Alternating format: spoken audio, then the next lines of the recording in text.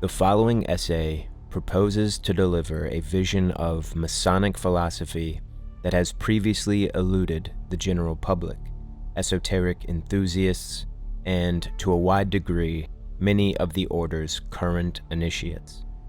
To set up my conclusions, I must briefly examine the definitions of Freemasonry and what being a Freemason actually means without broaching speculative historical roots or divulging any vowed ritual secret. Still, I may use and quote from Masonic materials given to me upon receiving my Master Mason's degree and others freely available to the public. I will not pause to refute any conspiratorial opinions circulating about Masonry. In fact, I will show you directly the words within our Masonic literature which on their own refute all of the abuse heaped upon the order. Nor will I approach Masonic philosophy from the confines of an exclusive religious dogma, but rather from the position of universal spirituality, which you will find more accurately conveys the Masonic ideal. To put it simply, Freemasonry is not a religion, but it is most certainly a philosophy. It is an adjunct to a mode of being, with guiding principles and teachings. To briefly cover some early dates, the first known Masonic minutes ever recorded in a lodge were in 1599 at Atchison's Haven in East Lothian, Scotland. We know at least that by 1646, speculative Masons were being initiated. By 1723, the new Grand Lodge of England published the Constitutions of the Freemasons, and from here, Freemasonry developed a more concrete literary history, and the paper trail of philosophic Masons began to stand out as true masters of the language. The first Grand Lodge in the American colonies opened in 1733 in Boston, Massachusetts, where the still active King Solomon's Lodge was founded. Much like other modern Masonic lodges, King Solomon's Lodge defines the purpose of Freemasonry to help men to be the best possible versions of ourselves and make connections with men who share the same values, welcoming men of every country, religion, race, age, income, education, and opinion. There are two forms of Freemasonry: operative and speculative. Operative Masonry is legitimate stone masonry, utilizing geometric principles and the stonemason's tools to build a proper structure conforming to any number of geometric principles. Hiram Abiff, the great martyr of Freemasonry, was an operative Mason and the master builder of King Solomon's Temple in Jerusalem. Operative Masonry is now a rarity, but its resurrection is not out of the cards once humanity remembers the possible profundities that can be encoded into works of stone. Speculative Masonry consists of what nearly the entire craft is today. In speculative Masonry, the initiate contemplates the order's symbols allegorically. A square, compass, level, plumb, and gavel all have a double purpose. Each new Mason, upon receiving their first degree, the entered apprentice, is symbolized as the rough ashlar block, freshly taken from the quarry. Using the working tools, a Mason can level, smooth, and perfect this block. It must be squared and measured and deprived of the rough corners to a point where it fits into the space God has made for it. This block symbolizes the life and works of the individual and the individual himself. A block that cannot be taken to the great worksite of the coming spiritual temple until its rough edges are put right and its lines even. A spiritual temple that cannot be complete without every individual block. In this way, we make an early distinction in the Masonic philosophical path. There is, as a priority, the individual and thus the collective. The collective is not secondary because the collective is only served if the individuals comprising it are taking action on self-improvement or embodying that destiny resonant with their utmost being. The Masonic craft therefore implies the imperfection of ourselves and the suffering of the mortal vestment. From this standpoint, Masonry confirms the challenge of self-transformation towards a state of being that contributes to collective harmony. It bridges the two, self and collective, in an inseparable relationship. In the same breath, Masonry paints collective humanity as being in a state that requires spiritual improvement, much as the magnum opus of the alchemical brotherhoods, who both symbolically and physically contemplated what it meant to turn lead into gold. Freemasonry's great work is also dependent on a transmutation. The reconstruction of the spiritual Temple of Solomon allegorically implies the completion of this work. Masonry looks back on the historical or biblical Temple of Solomon and its master builder, Hiram Abiff, as its founding myth, providing much of the lore used to create the fundamental Masonic ritual. This ritual is not associated with the Scottish or York rites, but rather the final piece of the 3 Blue Lodge degrees, the Entered Apprentice, Fellow Craft, and Master Mason, Master being technically the highest of all Masonic degrees. When you look at the unfinished pyramid on the reverse side of the American seal, you find the profound collective Masonic allegory. This interpretation is present whether or not the seal's designers intended it. Here is a great pyramid of stones that rise toward a connection with the eye of providence, a symbol of the omniscient, connected consciousness of God. The capstone of the pyramid is unconnected to the massive structure beneath it. It is in this way an unfinished work, implying it is up to the individuals of the world to complete it and finally lay those last stones to bridge heaven to earth in a grand architectural statement. Considering this great work is achieved through individual labor and virtues, we must examine these virtues lest we blow away in the wind with the chipped-off edges of our ashlar. The 3 tenets of the Masonic profession are brotherly love, relief, and truth. Using the Virginia textbook of Freemasonry, I read and summarize as follows.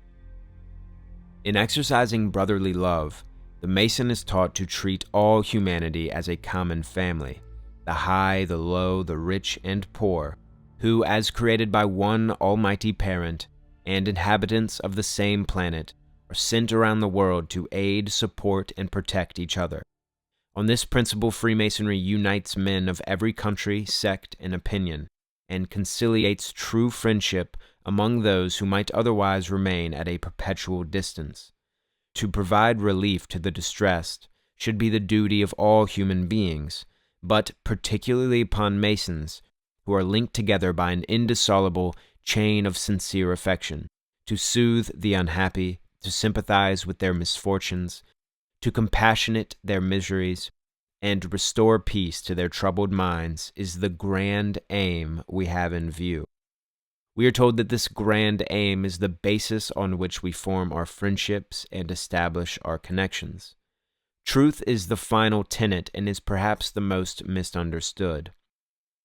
Truth is a divine attribute and the foundation of every virtue. To be good men and true is the first lesson we are taught in Masonry.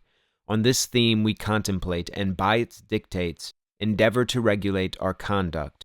Hence, while influenced by this principle, hypocrisy and deceit are unknown among us. Sincerity and plain dealing characterize us, and the heart and tongue join in promoting each other's welfare and rejoicing in each other's prosperity. While these tenets are simple enough to grasp intellectually, setting them to stone with action is where they live and breathe. Unfortunately, the consensus reality of modern humanity requires complexity, where simplicity would otherwise suffice. Thus, by these aforementioned tenets and the 4 cardinal virtues we will soon cover, we are taught that by transmuting the lesser aspects of ourselves, we also give the world a greater chance to overcome them. By harmonizing our inward life with our outward behavior, Masons resonate in a manner universally applicable to the world's great variety of religions. For Masons, it is not enough to rest on the laurels of colorful words and take no action. Each of us maintains the gift of creating meaning in life and fulfilling our purpose. This purpose may be called destiny or fate, and may be intertwined with providence. It may be a set of skills we are born into or find ourselves obsessively developing. This purpose can range from the simplest of good deeds, like raising a just family, being kind and compassionate and honest, to the more complex and grand purposes like starting a philanthropic business or mixing one's skills in a variety of exciting pursuits. However, this is one aspect Masonry may fall short of implying to its members.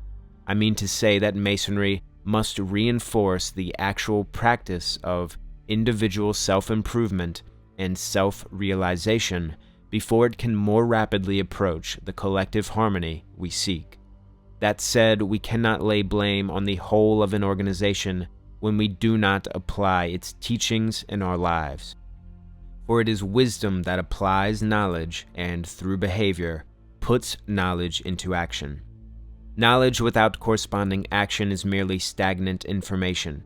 Like water poured into a vessel, it simply spills over the sides. Living in accordance with the Masonic tenets implies the acceptance of behavioral virtues. For Freemasons, 4 cardinal virtues must be exercised, or else the Freemason is not a practicing Mason but a kind of casual hanger-on who has managed to pass through the rituals superficially but has yet to engage with the meaning found therein. The 4 cardinal virtues, or perfect points of Masonry, are temperance, fortitude, prudence, and justice. Temperance is exercised by restraining our affections and passions. It renders the body tame and governable, and frees the mind from the allurement of vice. This virtue should be the constant practice of every Mason, as he is thereby taught to avoid excess or contracting any vicious or licentious habit. Fortitude is the steady purpose of the mind, whereby we are enabled to undergo any pain, peril, or danger, when prudently deemed expedient.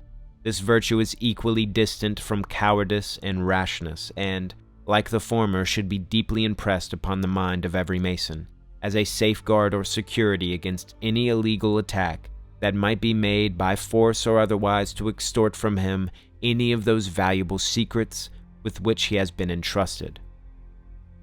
Prudence teaches us to regulate our life with reason, and is that habit by which we wisely judge and prudently determine in all things relative to our present as well as our future happiness. This virtue should be the peculiar characteristic of every Mason, not only for the government of his conduct while in the lodge, but also abroad in the world. Justice is that standard or boundary of right which enables us to render to every man his just due without distinction. This virtue is not only consistent with divine and human laws, but is the very cement and support of all civil society, and as justice in a great measure constitutes the really good man, so should it be the invariable practice of every Mason, never to deviate from the minutest principle thereof. From these words, we can see that Masons who follow none of the 4 cardinal virtues or the 3 tenets are self-profaned initiates and are no longer Masons by heart, but Masons on paper.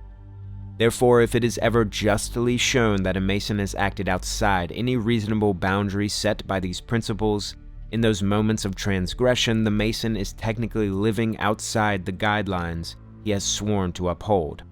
In this respect, no one from outside the fraternity has the leeway to categorize a vile, inhumane, corrupt, or cowardly person as a practicing Freemason. To these tenets we bind ourselves to achieve rapport with our divine nature. We fine-tune our antennae, inviting our purpose to take residence within us. We remove the rough edges and strip away our definitions of limitation. By extension, it is our duty not to sit idly by while our brothers stoop in the darkness.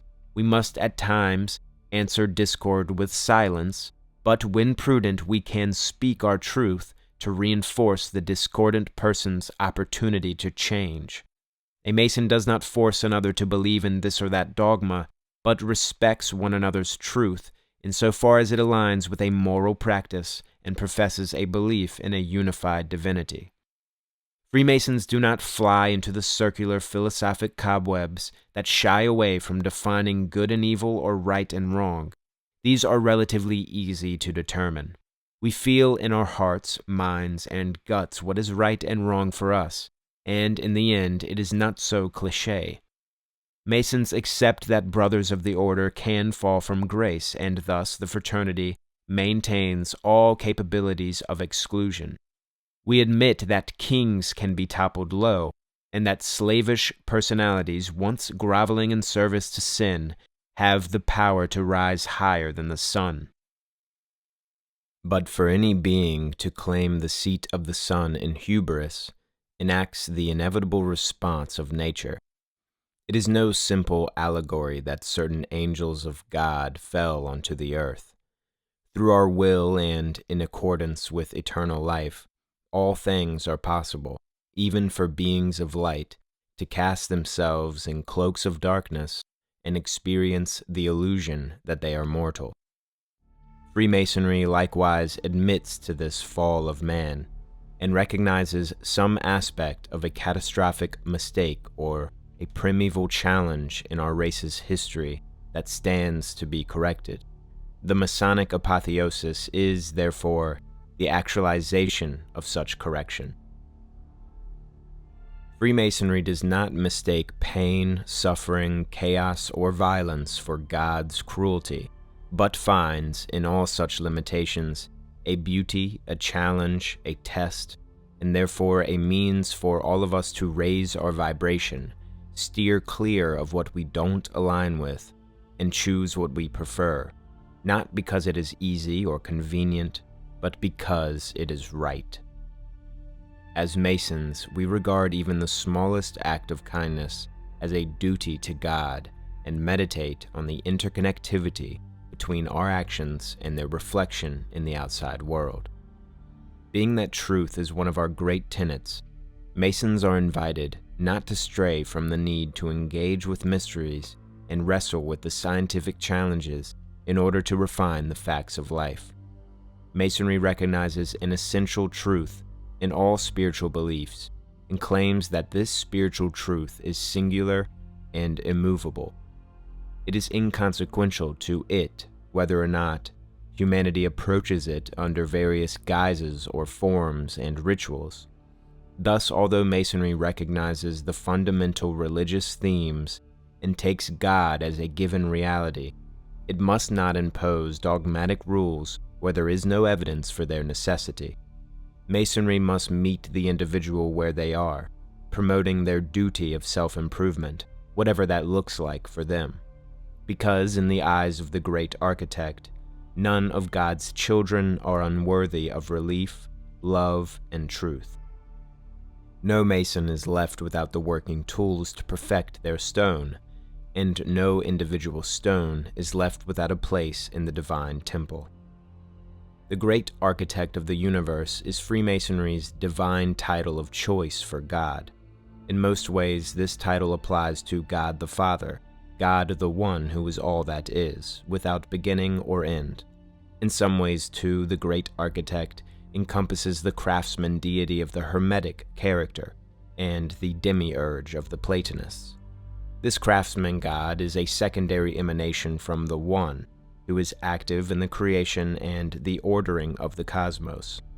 Nonetheless, Masonry as a whole does not make such theological distinctions. Indeed, recognizing the one God as the great architect implies that this divinity sustains all others. The Freemason, therefore, works with tools of craft that are not unlike the tools of the great architect. The Mason, as an image of the Creator, is filled with the same divine powers typified in the great architect's perfect creative act which prompted the universe. In the lodges of Freemasonry, examples of the great architect's beautiful craft are symbolized much as they were in ancient temples. The sun, moon, stars, and planets all have their place in Masonry. For the worshipful master of every lodge sits in the east, where the sun rises every day to shine in all directions over mankind unconditionally. In every Masonic lodge, one can find symbolic double meanings behind each official position among the lodge's officers. Even the initiate who revolves and circumambulates the lodge becomes a moving celestial body during the rituals. In these symbols, we recognize greater truths, which the material universe unfolds to our minds like a refraction of a higher light through a series of lenses. For any of us who have studied the ancient mystery cults or pagan religions, it will be apparent upon entering a Masonic lodge how many precursors exist in the ancient world to the variety of Masonic symbols and allegories. Thus, even though no physical direct links between Masonry and any ancient mystery school have been found, their philosophic, ritualistic, and ideological connections are plainly visible, and educated Freemasons have not shied away from admitting it. This is one of the many valid reasons Freemasonry is known as the longest-standing inheritor of the esoteric symbols and teachings of the ancient mysteries. Masons are given some theological frames in which to view their great architect, with statements such as, "Most holy and glorious Lord God, the great architect of the universe, the giver of all good gifts and graces." Though Masonry is not a religion, its members are invited to engage with the spirituality of its symbols and apply them, to meditate and even freely suggest new interpretations within reason. The old Constitution of the Freemasons also lays out the necessary beliefs a man must hold prior to initiation. In these teachings, we learn more about the language Masons use to engage with God. In the part of the Constitution titled Concerning God and Religion, we read, "Whosoever from love of knowledge, interest, or curiosity desire to be a Mason, that as his foundation and great cornerstone, he is to believe firmly in the eternal God, and pay that worship which is due to him as the great architect and governor of the universe." A Mason is also obliged by his tenor to observe the moral law as a true Noachida, and if he rightly understands the royal art, he cannot tread in the irreligious paths of the unhappy libertine or stupid atheist, nor in any case act against the great inward light of his own consciousness. He will likewise shun the gross errors of bigotry and superstition, making a due use of his own reason, according to that liberty wherewith a Mason is made free. For although in the ancient times the Christian Masons were charged to comply with the usages of the countries where they sojourned or worked, being found in all nations and of diverse religions and persuasions, yet it is now thought only expedient that the brethren in general should only be charged to adhere to the essentials of religion, in which all men agree, leaving each brother to his own private judgment as to particular modes and forms. Whence it follows that all Masons are to be good men and true, men of honor and honesty, by whatever religious names or persuasions distinguished, always following that golden precept of doing unto all men as upon a change of conditions they would that all men should do unto them. Thus, since Masons, by their tenor, must agree in the three great articles of Noah, Masonry becomes the center of union among the brethren and the happy means of conciliating and cementing into one body those who might otherwise have remained at a perpetual distance, thereby strengthening the divine obligations of religion and love. We have now firmly established the ethical and spiritual fundamentals of Freemasonry, without laboring them beyond necessity. In line with these fundamentals, the Masonic rituals espouse and induce experiences conforming to the basic criteria of traditional spiritual teachings. Though to speak about the details of the rituals or the catechism or sworn secrets, educated Masons should not be shy in accepting publicly that the sublime ritual is a dramatic portrayal of the soul's immortality. However, there are certainly Master Masons who go through the rituals without extracting or prying further into the experience in order to obtain this meaning. While this is nothing to be too torn up about, it is in the service of the fraternity to accept immortality, not on the basis of faith alone, but with internal knowingness. Often there is pressure from outside Masonry to complicate the Master Mason's ritual, as if there are more secret truths that Masons are storing away, lock and key. It should be remembered, then, that Masonry requires self-discipline, while it demands nothing in the manner of theological abstraction. It is a philosophy of grounding, crafting, building, and finishing the works. Knowing eternal life on the basis of experience is an attribute of the successful mystic. Masonry is not without its mystics still. Indeed, I wondered before initiation why esoteric Masonry was not better taught to the interested few. But for many wise Masons, to cultivate silence on these matters is a virtue in and of itself.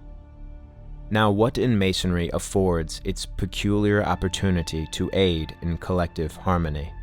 What vision does Masonry have for the great work and the ideal future state of mankind? To these questions, I now propose an answer based on the Masonic symbols and long-held beliefs of philosophic Masons. To recognize a great architect is to identify and be in wonderment of the intelligence embedded in nature's design, specifically the geometry of nature and the powers of divine order. Masonry, to this end, gives us permission slips or equipment to meditate on the ideal state of mankind. This is the preferred collective future, not the coerced or authoritarian future. It is not one of hopeful top-down utopianism, but one that confirms the rights of every individual while promoting the service every individual provides to the whole, thus completing the whole by improving the self. It does not promote any specific political solution, but rather reinforces the idea that the individuals most capable of fostering those solutions should pursue them within the guidelines of virtue and morality. If we take this cycle of self to collective improvement and extrapolate centuries ahead, we summon a vision of what might be called the return of the Golden Age, and we emphasize the need to create the conditions of collective humanity that may more readily complete the spiritual temple. Since Masonry's tether to world religions is flexible, it has an opportunity to gather like minds to work on the subject of the ideal future. This state has a far greater chance of coming into being if we live it in the now to the best of our ability.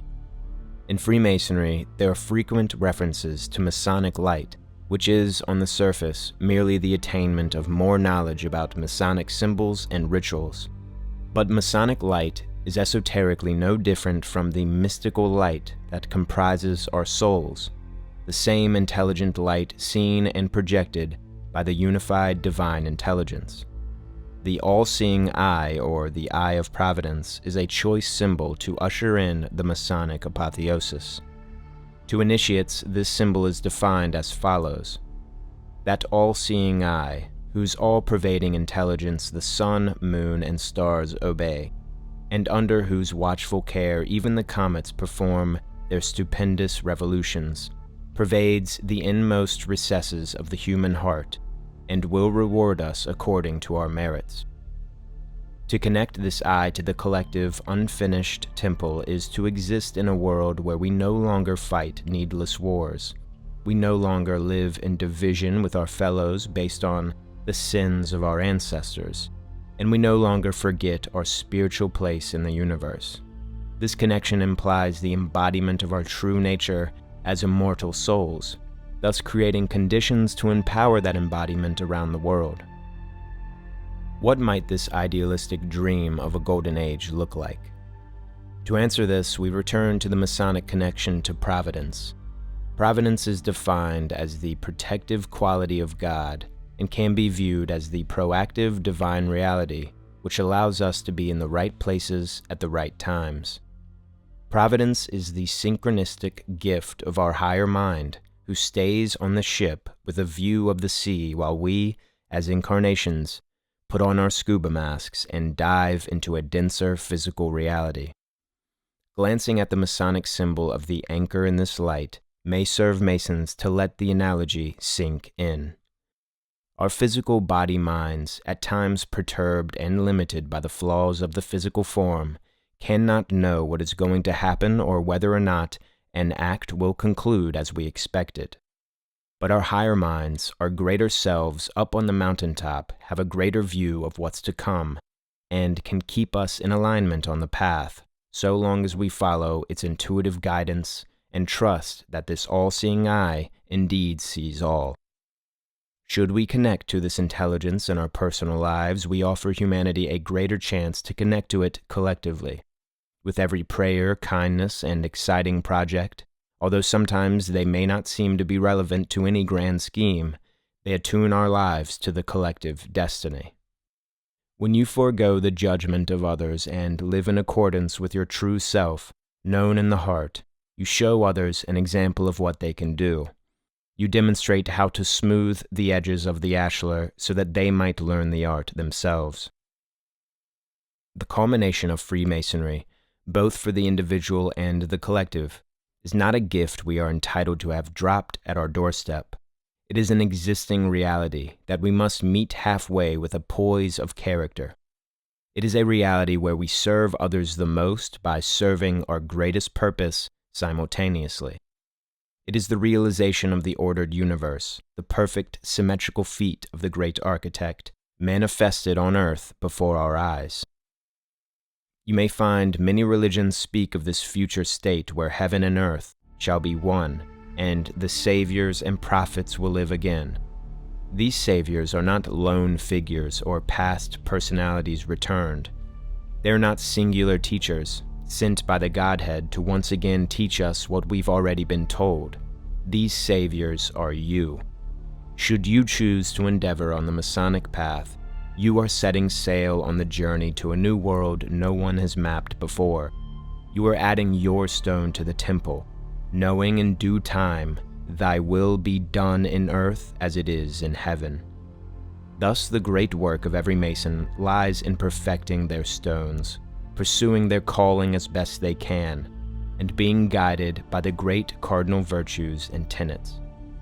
The Masonic symbol of the beehive has long been an emblem for industry, and a reminder not to sit idly by while others are in need.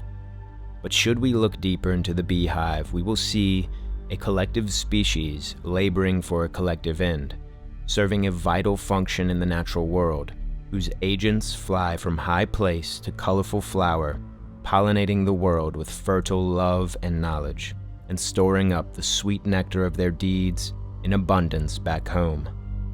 Never more than now is it imperative for Masonry to reaffirm its collective aim. In a world where the crisis of identity stretches from fractured individuals to debt-ridden nations, Freemasonry will endure so long as its members think and act beyond the confines of their local rituals and formal lodge proceedings, fish fries, and hoorahs. Reviving mystical Freemasonry and pursuing the truth as a primary tenet is, therefore, the great opportunity for modern Masons. The fraternity promotes the recognition of an enhanced divine connection in the power of groups. It prays together to a collective higher power, no matter the variation and individuation of that power as perceived by its members.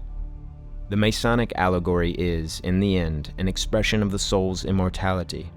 This is the same good news to be shared no less now than it was in Galilee, Eleusis, Ephesus, or Alexandria. I ask you then to imagine what our world could be once our divine reality is embraced beyond a doubt. What might happen once we finish the collective temple? I close with a passage from Brother W.L. Wilmshurst, who was initiated in England in 1889. His book, The Meaning of Masonry, was handed to me by a brother after I completed my master's degree. Wilmshurst is known for his fiery emphasis on the need for Masons to embrace their divinely oriented heritage and not let a pure organization become dumbed down by the unspiritual frivolities of an unfocused membership.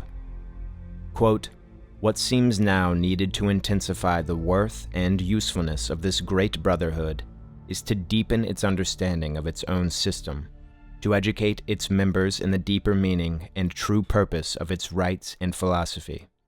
Were this achieved, the Masonic order would become, in proportion to that achievement, a spiritual force greater than it can ever be so long as it continues content with a formal and unintelligent perpetuation of rites, the real and sacred purpose of which remains largely unperceived, and participation in which too often means nothing more than association with an agreeable, semi-religious social institution. Carried to its fullest, that achievement would involve the revival, in a form adapted to modern conditions, of the ancient wisdom teaching and the practice of those mysteries which became prescribed 15 centuries ago, but of which modern Masonry is the direct and representative descendant. This essay is dedicated to the Grand Lodge of Virginia, who give the following summary of the secret of the order. The greatest secret of Freemasonry is finding out who you really are. Thank you for liking this video and subscribing to the channel. If you would like to support this work and help me provide more source-based teachings, consider supporting American Esoteric through the Patreon link in the description below. Now take up your tools and join me at the temple.